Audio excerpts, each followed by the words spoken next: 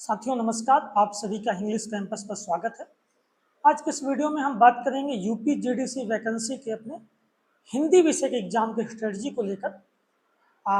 चूंकि आप सबको पता ही है 31 मई को आपका एग्जाम है, तो अब आपके पास करेक्ट एक महीने शेष बचते हैं।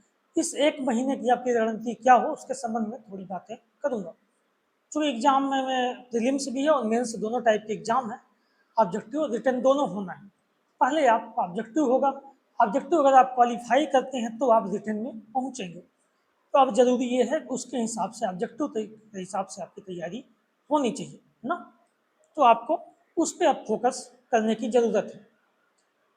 अब इसमें क्या है, जैसे साहित्य का इतिहास है, काव्यशास्त्र है, भाषा वगैरह है, पत्रकारिता है, ये आपको जो वैकल्पिक की किताबें हैं, ऑब्जेक्टिव पे वस्तुनिष्ठ किताबें हैं, जैसे सरस्वती पांडे, गोविंद पांडे या दृष्टि की जो निर्जाल की पुस्तक है, वहाँ से आपको पढ़ना होगा। आप आपके पास समय नहीं कि आप साहित्य इतिहास की किताबें शुक्ल को पढ़ें, बच्चन को पढ़ें, चतुर्वेदी को पढ़ें, नगेंद्र को पढ़ें, वो समय आपके पास अब नहीं बचा है।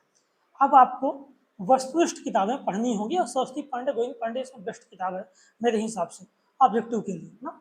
उसमें आप साहित्य पूरा इतिहास पढ़ सकते हैं, काव्यशास्त्र, भाषा और पत्रकारिता वगैरह ये चीज़ें आप वहाँ से आप कवर अप कर सकते हैं। वो आपने पहले भी पढ़ी होगी नेट के लिए, सेट के लिए, तो उसको आप रिवीजन कर लीजिए, उसको पढ़ लीजिए, वो आपको बेहतर होगी।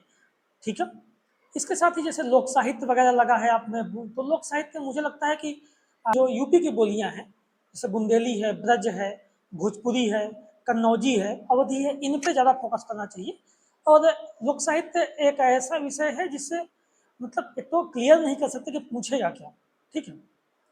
और दूसरा मेंस के हिसाब से तो ठीक है, प्रीलिम्स के हिसाब से मुझे लगता है कुछ एक चीज़ें महत्वपूर्ण है, जैसे इसमें प्रमुख लोकनाट्य वगैरह कौन कौन से हैं, प्रमुख लोक बोलियों के जो साहित्य का संकलन किसने किया, कोश किसने लिखा है, जनक कौन माना जाता है, कौन कौन प्रमुख लोकगीत है, इनका संकलन किसने किया, ये सारी चीज़ें आपको थोड़ा सा फैक्चुअल जानकारी आपको रखनी पड़ेगी। और ये मुझे लगता है कि जो यूपी के जीएस की किताब है ना, वहाँ पे जो लोक साहित्य के संबंध में जानकारी है वो आपके लिए ज़्यादा फायदेमंद होगी, ना कि अब कोई लोक साहित्य विशेष पुस्तक पढ़ें, आप कृष्णदेव उपाध्याय को पढ़ें या श्याम परिहार को पढ़ें। उससे अच्छा ये है कि आप जीएस में जो यूपी का लोक साहित्य के विषय में दिया हो उससे पढ़ जाएं, वो आपके लिए ज़्यादा ठीक होगा। इसके साथ आपका व्याकरण दिया हुआ है, तो व्याकरण में जो जो महत्वपूर्ण चीज़ें हैं, रस, छंद, अलंकार वगैरह, और तत्सम, तद्भव, देशज विशेषण, पर्यायवाची वगैरह, ये सब चीज़ें आपने, मुझे लगता है कि जो भी अभ्यर्थी हैं वो पहले से पढ़ रखे होंगे, थोड़ा बहुत तो जानकारी उनको है ही। अब आप उसको रिवीजन कर लीजिए, कोई भी एक व्याकरण की पुस्तक उठाइए और जल्दी से जल्दी उसको रिवीजन करने का प्रयास कीजिए। व्याकरण एक ऐसा पार्ट है कि मतलब हमेशा कन्फ्यूजन बनी रहती है ना। आप कितना ही पढ़ लें, लेकिन तत्सम, तद्भव जब हो गया, पर्यायवाची वगैरह हो गई, अगर बहुत कठिन आ गया तो मुश्किल पड़ जाता है उसमें ना। फिर भी आपको उसको रिवीजन, कोई भी एक किताब उठाए, जरूरी नहीं कि इससे आप पढ़ें, एक किताब उठा के जो प्रतियोगी परीक्षाओं की किताब है, लूसेंट हो या नालंदा प्रकाशन की हो या कोई भी अन्य, आप जो भी आदित्य प्रकाशन की जो भी पढ़ रहे हो आप, वहाँ से उठा के व्याकरण आप एक एक बार पढ़ के क्लियर कर जाइए, एक दो बार उसको रिवीजन करके ख़त्म करने का प्रयास कीजिए, सिलेबस छोड़िए मत। जरूरी ये है, पारिभाषिक शब्दावली है, अनुवाद है, प्रयोजनमूलक हिंदी, ये तीन चीज़ें भी लगी हैं। और ये तीन चीज़ें ऐसी मुझे लगती हैं कि मेंस के हिसाब से ज़्यादा हैं, ये प्रीलिम्स में इसमें प्रश्न कम ही आएंगे ना। फिर भी आपको थोड़ी चीज़ें जानकारी आपको रखनी पड़ेगी। परिभाषिक शब्दावली, मुख्य मुख्य परिभाषिक शब्दावलियों के जनक कौन है, किसने वो शब्द दिया, उसका अंग्रेजी शब्द क्या होता है, क्योंकि प्रयोजनमूलक हिंदी भी लगी है तो उसमें तो ये आता ही है कि हिंदी शब्द क्या है, अंग्रेजी शब्द क्या है उसका लिए। अनुवाद है, अनुवाद की प्रक्रिया किसने, किस विद्वान ने क्या मानी है, परिभाषाएं क्या दी हैं ना। अनुवाद के कौन कौन से चरण होते हैं, अब भारत में अनुवाद की परंपरा क्या रही है, थोड़ी थोड़ी बातें इसको आइडिया रूप में आप कुछ वीडियोज, यूट्यूब वीडियोज के माध्यम से इसको पढ़ के खत्म कर सकते हैं। बाकी विस्तार से अब मुझे लगता है कि इसको पढ़ने की जरूरत प्रीलिम्स के हिसाब से नहीं, क्योंकि मेंस की चीज़ ज़्यादा है। प्रीलिम्स की जहाँ तक मैं समझ पा रहा हूँ इससे कम प्रश्न आने चाहिए। हालांकि अब आयोग की अपनी मंशा है, क्या कर दे, बट ये है। फिर इसके साथ है आलोचना, अलग से ही पढ़ने को लग रहा है। तो प्रमुख जो आलोचक हमारे हैं, जिनको जो रिकमेंड किया उसके विषय में आपको जानकारी होनी चाहिए। इतिहास की जब आप पुस्तकें पढ़ें तो आलोचना को आप विशेष तौर पर ध्यान दें। और दूसरा, प्रमुख आलोचकों, प्रमुख इतिहास लेखकों पे आप यूट्यूब वीडियोज के माध्यम से उनको कवर कर सकते हैं, उनके संबंध में यूट्यूब वीडियो देख जाइए। जैसे मान लीजिए बच्चन सिंह का इतिहास है, तो बच्चन सिंह पर आप स्टेटस के वीडियो देख जाइए, उनके इतिहास की पुस्तकों में क्या क्या मुख्य बातें हैं, इससे आपके कोटेशन भी क्लियर हो जाएंगे और इतिहास की दृष्टि भी आपकी ये क्लियर हो जाएगी। ठीक है। तो ये पूरा आपका सिलेबस इस समय में बात कर रहा। अब जो टाइम है उसको रिवीजन पे विशेष फोकस करना है। आपने जो भी नोट्स बनाए होंगे, जो भी अभ्यर्थी ऐसे हैं जो एकदम डेडिकेटेड हैं, जो लगे हुए हैं इस वैकेंसी को लेकर, उन्होंने बिल्कुल अब तक नोट्स बनाए ही होंगे। तो आपके जितने नोट्स हैं कोशिश करिए 1 महीने बाद 3-4 बार रिवीजन करिए उसको। अपना बनाया हुआ नोट्स रिवीजन करना बहुत आसान होता है, और परीक्षा टाइम में उससे याद भी बहुत चीज़ें आ जाती हैं कि हमने अच्छा इस नोट्स में ऐसा लिखा था, ये कोने पर लाल पेन से गोला मारा था, वो बहुत ज़्यादा याद आता है ना। तो आप नोट्स रिवीजन करने का प्रयास कीजिए, या किसी कोचिंग वगैरह के नोट्स आप पढ़ रहे हैं उसको भी रिवीजन करिए।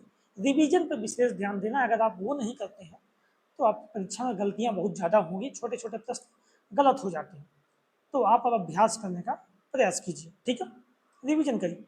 अब आते हैं प्रैक्टिस पे जो है, तो प्रैक्टिस में विशेष तौर पे ये सवाल बच्चों का बनता है कि कहाँ से हम सॉल्व करें, क्वेश्चन कहाँ से लगाएं।